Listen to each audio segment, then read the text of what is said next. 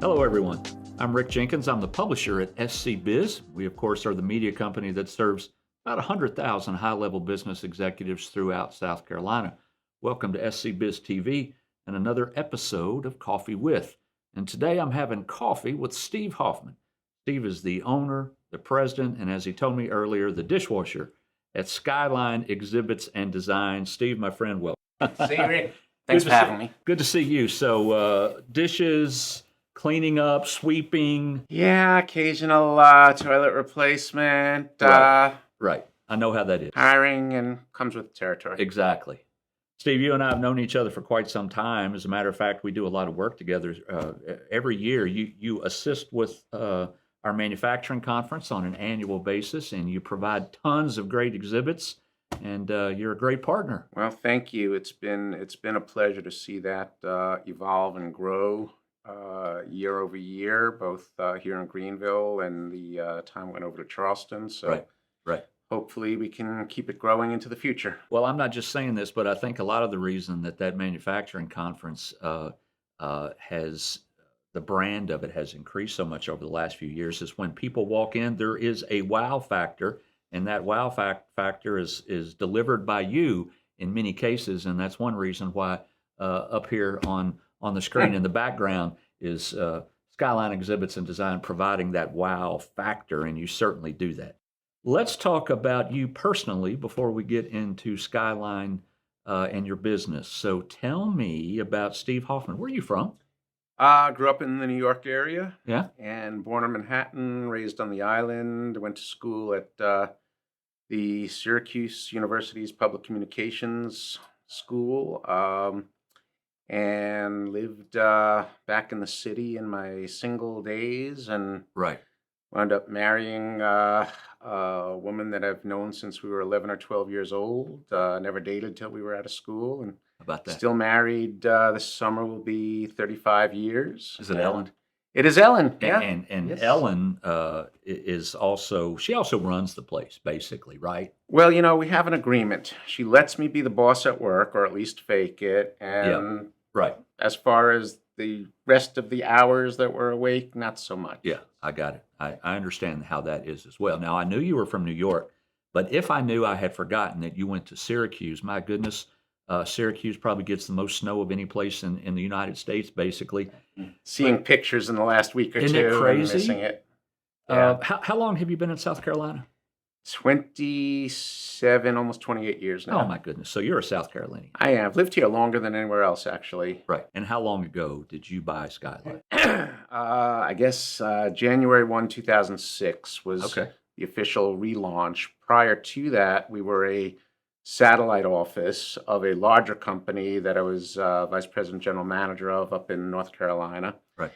And kind of spun it off and started over. Right. I will not to put just timing wise a memory flashed here, and the one employee that I brought over from the old company with me, who until last night was part of the team. Unfortunately, he passed away last night after a 20+ year battle with cancer. Oh, my So for many of your viewers, Tim has helped literally hundreds of companies throughout the Carolinas over the years. And this morning I sent out a note to several hundred people that he had touched. And if I missed you, I'm sorry. And yeah. he's What was helped a lot Tim's of last people. name? Tim Carter. So I'm sorry to I hear remember that. for He's been him with and- you for 2 decades. So he's been with me for over 2 decades and was a big part in helping me grow. And anyway, move on to I hear you. happier Uh, subjects, and right. that's what he'd want to. Got it. So tell us about Skyline. Just give us an idea of what your services are. I, of course, know all of those services, but let our viewers know. Okay. So Skyline is known primarily as an exhibit company, largely in the trade show and events realm. That remains the biggest chunk of what we do, but not the entirety of what we do. I like to think of the company as a creator of innovative marketing environments, and those environments sometimes we'll refer to them as image impact environments. It's where a company's brand meets its important stakeholders. And those places where that meets up can be on the trade show floor. It can also be inside an organization's facility. So we've been doing more and more work lately in branding of corporate facilities. That can be lobbies, exteriors, hallways, showrooms, innovation centers, um, conference rooms. And the third area beyond trade shows and branded corporate facilities is in the virtual space. And I want to kind of make a distinction here. Many people, as a result of COVID, got familiar with the term hybrid events or virtual events. And that is in no means what I'm talking about. It's an area that frankly did not work out for lots of companies that took part in virtual events as a result of COVID. And what I'm referring to is a company that is creating something which doesn't exist in the physical or tangible world. It's looking at ways to present their products or their services to their prospects, their clients, in a way that might be interactive or immersive. But generally, it's something that doesn't really exist outside the computer or the digital world. Right.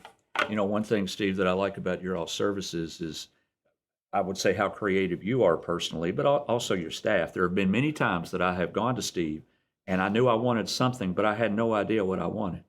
And you and I have sat and we've had conversations and we've had conversations, and you will doodle and you will do your thing. And then all of a sudden, out of that conversation and out of that doodling comes something gorgeous and beautiful that brands us wonderfully. And Well, not always the first doodle. usually never the first doodle, but it's a wonderful process, and you're a great doodler. So, well, thank you. I like to say my designers have job security. Right. And napkins become scarce because that's my pad. But the collaborative process Yeah. usually yields the strongest results. Right. So Right. my job is really to try and get our clients thinking about things in a new way. And oftentimes, from a marketing perspective, people focus, they know their product and they know its features. Very rarely does anyone in a B2B world care so much about the features. How do those features benefit them? Yes. So we Right. try and make that transition to benefits.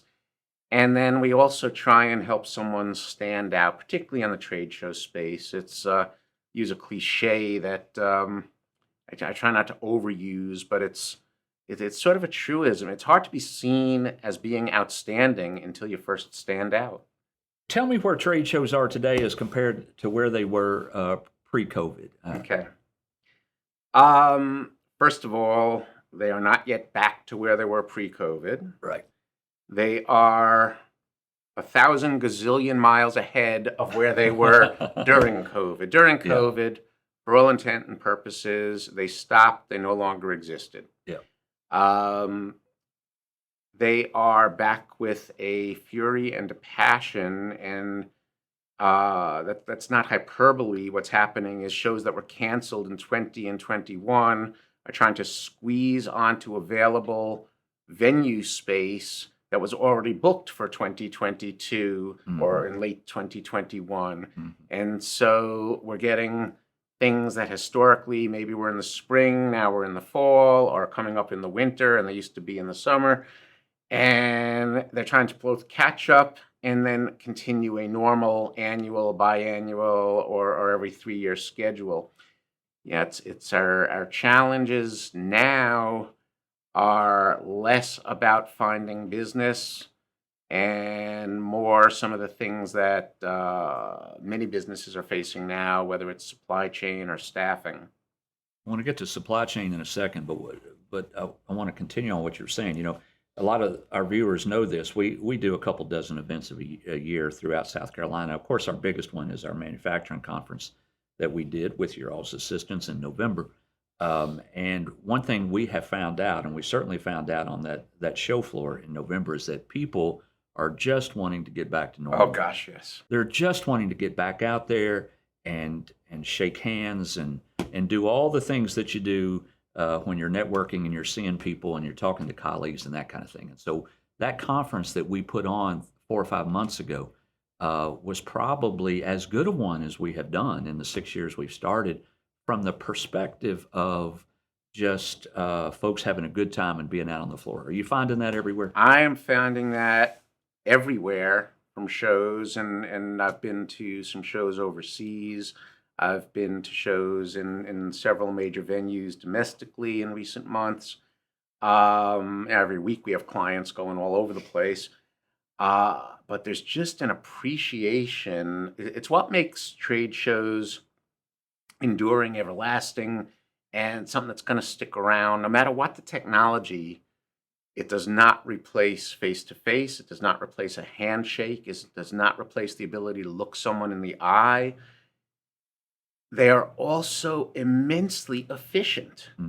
And Hmm. yes, some people complain about the expense, but I mean, if you're in business, you know there's expenses. Right. As compared to what? You can go to one place and in the course of 2, 3 days see hundreds of prospects, dozens of vendor suppliers, future employees that you might hire, future investors, the trade press in a given industry. Everyone that matters is in one place, one time. And the magic of a trade show, done correctly, is that an individual exhibitor has the ability to control how their company is seen from that point forward. They control the message, the impact, the environment. So it's I don't see trade shows going away. There's just, there's always going to be some new type of technology competition, some of which are going to be integrated into the trade show realm, some of which are going to be an alternative, but Right. I don't see face-to-face going away. You mentioned supply chain a second ago. Man, do we have some issues with supply chain? Of course, not only in this state, but around the country. But it's exacerbated somewhat in the state because of the port, the Charleston port, Yeah. and how that kind of is getting backed up. How have you been impacted, and how have you seen your clients impacted from this? We were impacted more so 4 or 5 months ago than now. We've done a lot of catching up, and I think on our primary manufacturing entity, their procurement team did a good job trying to work ahead and bulk up. But nonetheless, because we went for, call it 18 months without any real level of activity, there was just there were not new orders being placed. And at the same time, on our manufacturing side, hundreds and hundreds of jobs were lost, including people on the procurement team. So first there wasn't a need, then once there was a need, there was a lag of several months in getting, whether it was raw materials or some of the things that were actually produced overseas. And we have always been, we're actually a distributor, and we represent primarily a manufacturer called Skyline Exhibits. But we've also always had a focus of what does the client need, not just what does Skyline manufacture and sell. And so that remains our focus. How do we best serve the client? And we've just, through expanding our own custom capability and expanding vendors, we're probably better positioned now than we were pre-COVID. Folks, I want to take a second here, and I want to give you an idea of the types of things that Steve and his crew over at Skyline do. And I don't think there's a better way to do that than just show you a few photos. So we'll be back here in just a second, but take a minute and look at this. I think you'll like it. Be right back.